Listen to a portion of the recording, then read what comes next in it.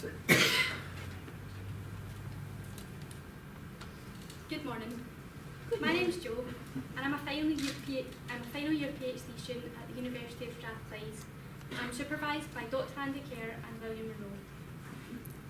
My undergraduate degree was in orthotics, and this was where my interest in the diabetic foot has stemmed from.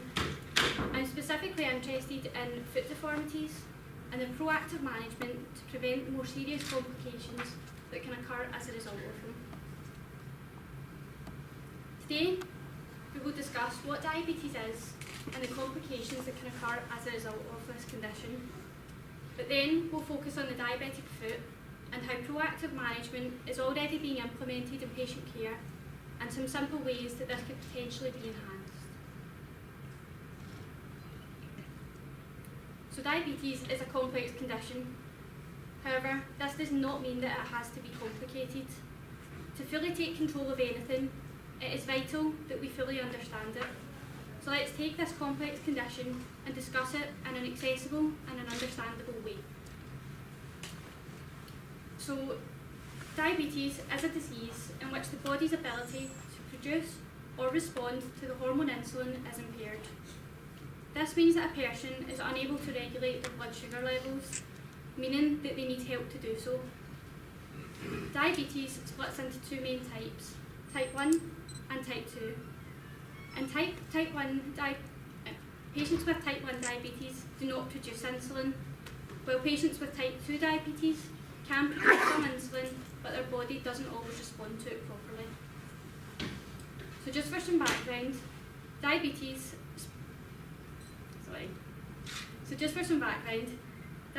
is currently a global epidemic. Around 1 in 16 people in the UK are affected by this condition. There are a multitude of complications that affect the diabetic population, and ulcers are common, with a reported lifetime risk of 15 to 25%. Ulcers result in a reduction in patients' quality of life, increased risk of amputation, increased mortality rates, and are also extremely expensive to treat. With the majority of amputations in diabetes preceded by ulcers and the increased risk associated with foot deformities, it is crucial that foot deformities and ulcers are prevented where possible. The good news is that around 45 to 60% of all ulcers are considered to be largely preventable. It's not a secret that prevention is better than cure. So diabetes has a holistic effect on the body, and excessively high glucose levels for a prolonged period of time can result in damage to the eyes, the heart, the kidneys, blood vessels and their feet. Good control of blood glucose levels helps to avoid all of these complications. Today we are going to focus on the complications that can affect the feet. Feet are the vehicles on which we build our daily lives. They are complex structures which we never really pay much attention to until something actually goes wrong with them. In patients with diabetes, the loss of feeling in their feet is a fairly common problem. We've all been mean to our feet. As a girl, I'm particularly guilty of this, and high heels are a definite must for a night out, despite the pain and the torture that I put my feet through. But men are guilty of it too. Most of us have all put on a brand new pair of shoes, normally for a wedding or another fancy event, and about an hour in, you feel that your shoes are starting to rub. At this point, you have several options. You can either change how you're walking so that your feet hurt less, you can put plasters on if you were organised enough to take them with you, or you can take the shoes off and admit the feet. But just think for a second, if you can't feel your feet, you don't know they're rubbing, and you can't feel anything wrong, what sort of mess could your feet be in by the end of that night if you don't do anything about it? This is the predicament that many diabetic patients find themselves in. So the risk factors of ulceration have been studied extensively, and the most common are lack of sensation, peripheral vascular disease, foot deformities, and previous ulceration or previous amputation. However, the foot does not develop ulcers spontaneously, even in the presence of multiple risk factors.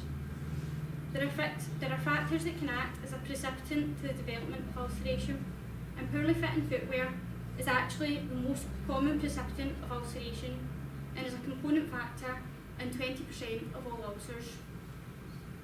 So for an ulcer to develop, both a risk factor and a precipitant must occur in conjunction. The presence of foot deformities also increases the difficulty in finding a shoe on the high street that adequately fits the foot. With such a significant percentage of ulcers occurring as a result of foot deformities and poorly fitting footwear, proactive management prior to the development of deformities is essential. We need to be able to identify who needs help getting shoes to fit properly and a quick and easy way to help them before problems arise. Within Scotland, we have a fabulous setup that has been commended globally. All patients with diabetes undergo annual foot, kidney and eye screenings to monitor the progression and the control of the disease. This data is collated in the Scottish Intercollegiate Diabetes System, and the foot screening process identifies risk factors of ulceration, and the patient is stratified according to risk as low, moderate, high or active.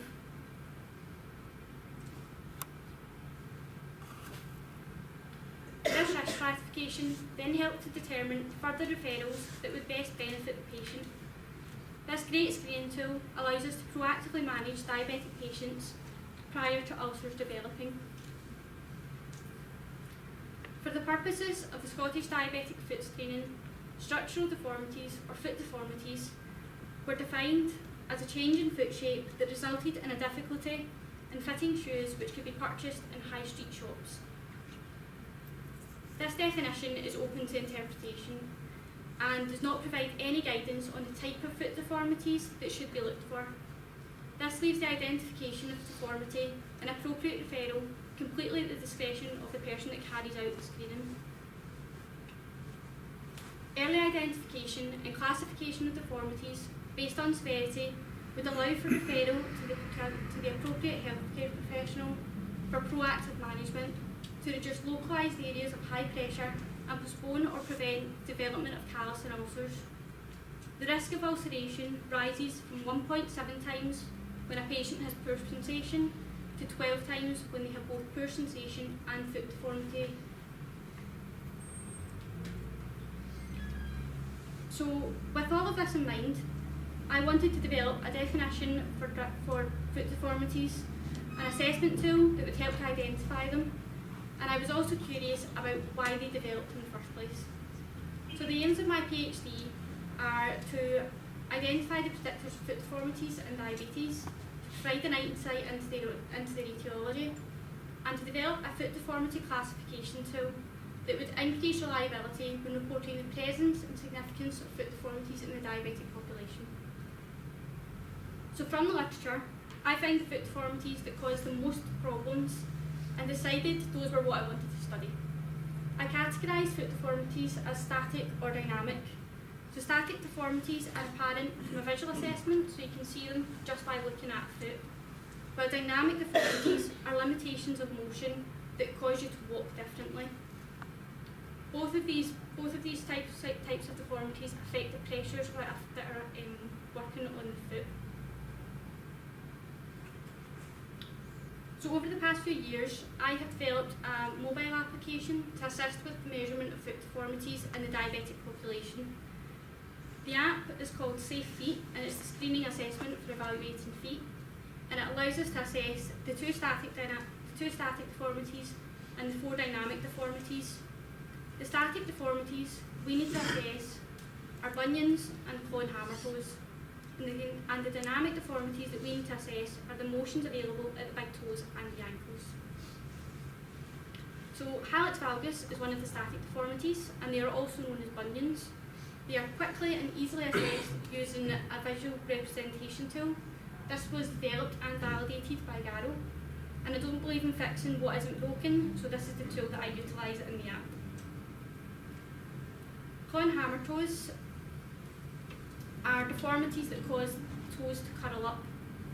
They can also be assessed using a visualisation tool and are recorded as present or absent. However, It's really important to know if this deformity is fixed or if it is flexible. So we need to know if they stay curled up all the time or if they can straighten out, and the app prompts the assessor to actually do this test. The other deformities are all dynamic, so we need to measure the angles that the joint can get to. The app does this by automatically taking a picture of the foot and allowing you to position the markers on the bony landmarks, and it automatically calculates the angles between these markers. We're currently validating it against the Vicon, which is a 3D motion analysis system, and the preliminary results are promising. A validated assessment tool would allow for valid and reliable assessments of foot deformities to ensure that patients receive consistent treatment irrespective of which healthcare professional carries out their assessment. By using mobile phones to develop and implement this assessment, we have made it accessible, affordable and achievable to do in a clinical setting where time is not always on our side.